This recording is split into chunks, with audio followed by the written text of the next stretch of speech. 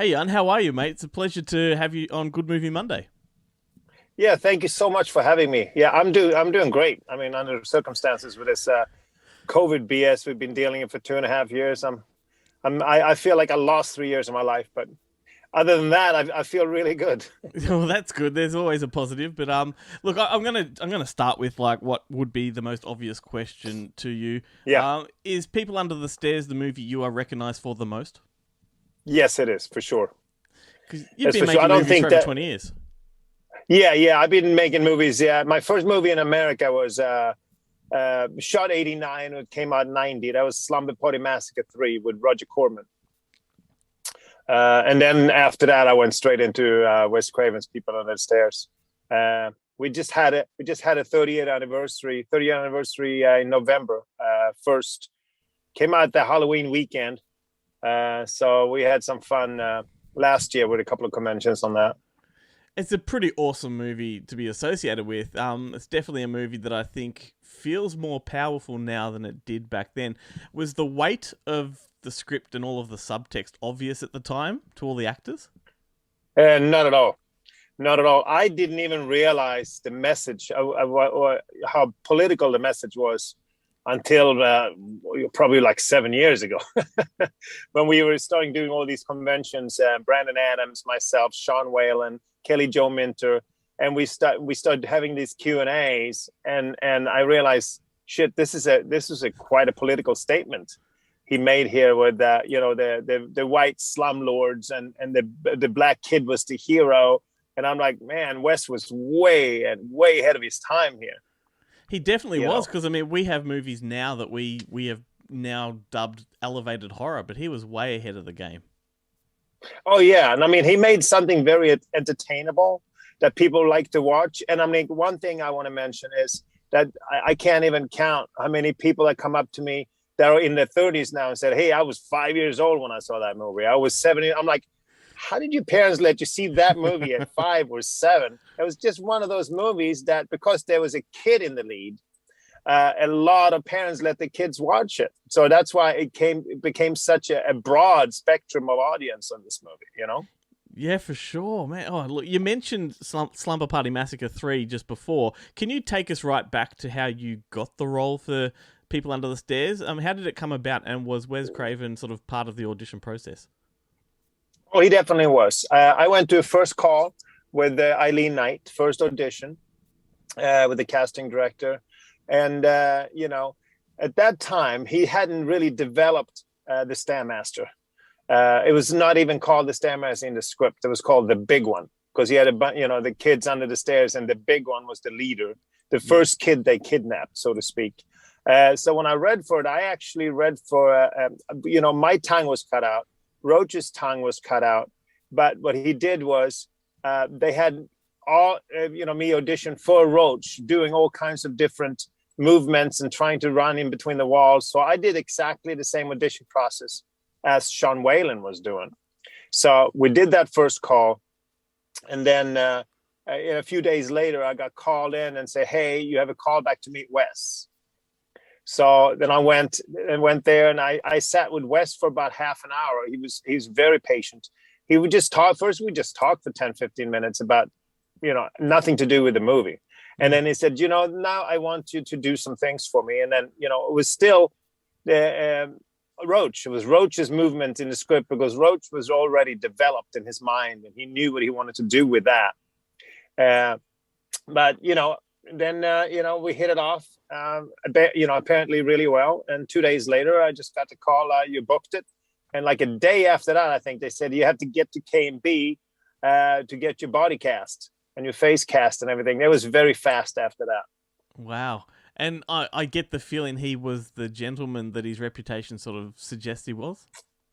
Wes is one of the most amazing people I've ever worked for. One of the best directors I ever worked for. He knows how, it's just him. It's not just like he knows how to deal with people. It's just how he is.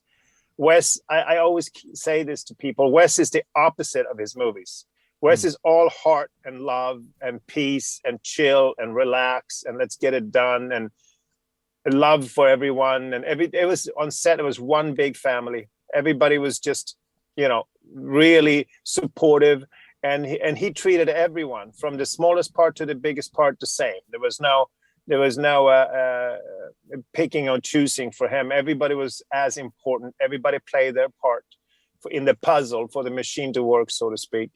And I mean, my experience as the Stairmaster, as it became, was even more amazing in comparing to some other parts, because every day, because it wasn't developed originally. Every day when I sat in a makeup chair, you know, I had to sit in a makeup chair for 6 hours a day for 6 weeks. Every day I sat there and got my face down on my shoulders and all that. He came in with new pages. He's like, hey, what do you think about this? What do you think about this? And then one day, I don't know, for like 1 week into the movie, he came in with the biggest smile on his face. He said, I got your character's name now. He's the Stairmaster. I'm like, at that moment, I get goosebumps telling it, because at that moment I felt something. I'm like, oh wow, he's creating a cult now. He's creating a myth, legendary. I was hoping, but it felt like it. Yeah, definitely. As a horror fan, it's awesome to hear that kind of stuff. And he had at the time just come off the box office failure of Shocker. So at that time, do you know how he was feeling? Like, was that dejection clear, or was his enthusiasm for People Under the Stairs just, you know, all too much? No, I don't think you didn't see that much. Wes was very confident and secure. And I mean, he knew what he wanted to do with this movie. And you probably heard this before, but you know, this was actually based on true events. The People Under the Stairs. It was a sister and brother couple in Santa Monica, California here, that kidnapped, you know, tried to get the perfect baby. They were twisted, obviously. And they pretended to be a married couple, but they were actually siblings. And they kidnapped children to get a perfect baby. I mean, obviously, some fiction in the movie of eating people that came to the doors and stuff, you know, that never happened. But they did kidnap little children to have on their own, and they were slumlords. So this was in the 70s. And Wes told me that he, at that point, all up to Scream, every movie before Scream, he dreamed before he wrote it. Yep. So he read that article, and then it just digested. And almost 20 years later, he said one morning he woke up at 4 a.m. and it's like, I got it. And then he wrote, and then he had the screenplay in his mind. So it's been on his mind for quite some time, this movie. So I don't think any recent failures back and forth affected him at all. Yeah, right. And now we come to 30 years later, and they're discussing, you know, remaking it. That's sort of something that's been on the cards for a while. I don't suppose you have any sort of insight into that process, whether they are or aren't doing that? I believe they are. I believe Jordan Peele is doing it. Yeah. I don't know if he's going to direct himself, but I know he's going to executive produce. I don't know where it is on his slate, because he's quite busy. You know, he just came up with something else as well. But I mean, he did do Candyman. And it was a success. So I know he wants to do. This is the perfect story for Jordan Peele with the little, you know, the kid black hero. Yep. In the movie. I mean, it's like you said earlier. This message is more and more important today, or more present today than it was then. Almost, you know. Then it was somebody that was ahead of his time writing a story like that was so entertaining that people didn't really even get the message until years later. But now, making the movie now, everybody will get the message immediately, because that's what it's all about now. So it's very much in time to do a remake. You know, Wes wanted to do a sequel. We talked about a sequel right afterwards. It was going to be the me and some of the boys, how we lived, you know, outside the basement and all that. That fell through because he didn't feel like he got the perfect story. Universal has been on him, were on him for years and years to do a sequel or to do a remake. And he never really felt comfortable doing it, because it was, you know, you don't, like he always says, you don't fix something that's perfect. He didn't really want to do it. He did do, and I don't know if you're aware, of your listeners are aware, but you know, he did sign a deal with United Cable, Universal Cable TV series for a TV series, The People Under the Stairs, right before he died. I think they signed the deal in May.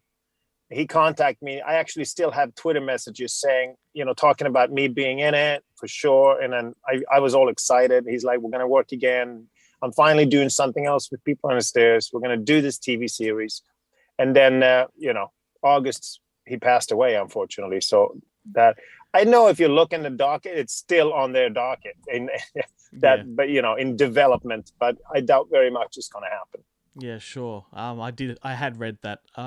Look, we're almost out of time. I wanted to quickly just pay you a compliment because one of our favorite films here at Good Movie Monday last year was Sky Sharks, and it is one of the most batshit crazy films we've ever seen. We interviewed the director.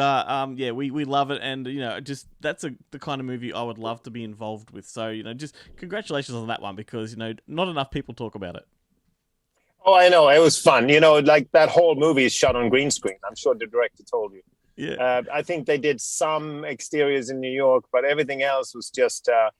I didn't see another actor like more than the one who played my wife and so forth. But I was shooting the same time as Tony Todd and Naomi Grossman and Dave Sheridan. We all shot the same time, one after the other. Like not at the same time exactly, but we were all in Germany together. Yeah. And one went into the studio and shot his scenes on green screen. I shot 4 different scenes on the green screen.